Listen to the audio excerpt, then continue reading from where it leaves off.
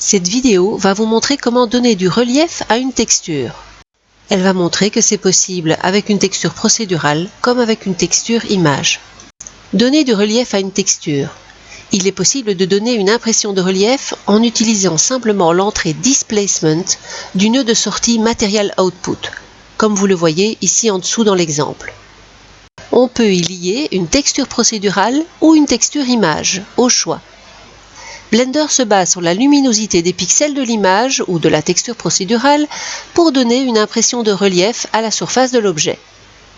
Les textures procédurales sont plus faciles à utiliser et sont très dynamiques au niveau de leurs paramètres.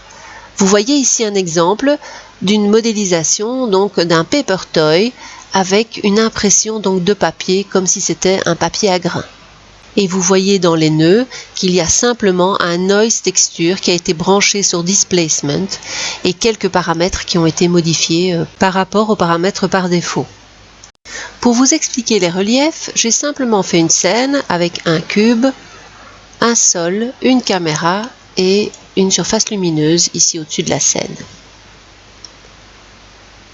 Alors, j'ai déjà mis un matériau au cube et je vais aller sur le mode rendu. Et vous voyez que ce matériau est simplement un matériau orange tout simple qui est branché sur la sortie ici surface. Et je vais donc maintenant rajouter une texture au niveau du relief. Donc ici les surfaces sont toutes lisses et je vais donner un effet de relief à ces surfaces. Pour ça je vais aller ajouter une texture. Je vais prendre la Voronoi par exemple, que je mets ici, et je vais le brancher sur Displacement. Alors vous allez me dire que la couleur est jaune et le Displacement est violet. Eh bien ça fonctionne très bien. Donc voilà donc mon branchement fait. Alors maintenant je peux aller faire varier ici l'échelle pour avoir une texture plus fine. Plus j'augmente, plus la texture est petite. Plus je la diminue forcément, plus elle sera grande. Alors maintenant pour faire varier le relief, donc un relief a une impression d'épaisseur, donc il y a les éléments qui sont à l'avant ou à l'extérieur plutôt du volume et les éléments qui semblent rentrer dans le volume, donc on va gérer ça et pour ça je vais rajouter un nœud et donc je vais chercher dans Vector le nœud Mapping que je mets entre les deux, donc entre la texture et le nœud de sortie. Ce nœud va me permettre de gérer les profondeurs de ce relief. Gestion de la profondeur. Un relief donne une impression de profondeur à la surface d'un objet.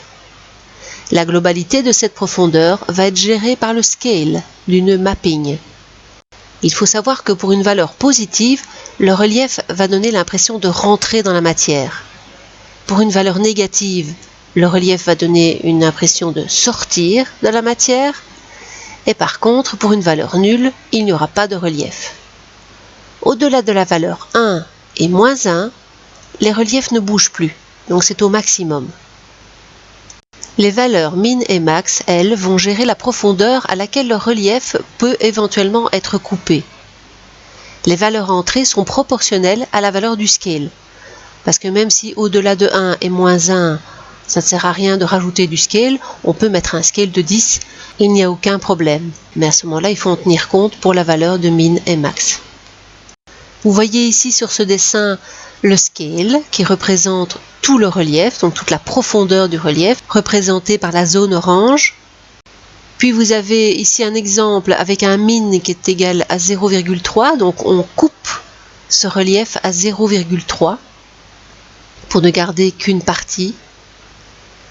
Ici, vous avez un exemple avec le max qui est égal à 0,5. Donc, on coupe le relief, mais cette fois-ci de l'autre côté, à 0,5. Donc, on enlève la moitié de la profondeur du relief. Et puis, vous avez un dernier exemple avec un min qui est à 0,3. Donc, on enlève 0,3 du relief. Et un max à 0,5. Donc, on retire le 0,5 au-dessus. Et donc, on ne garde qu'une toute petite tranche de 0,2 de relief.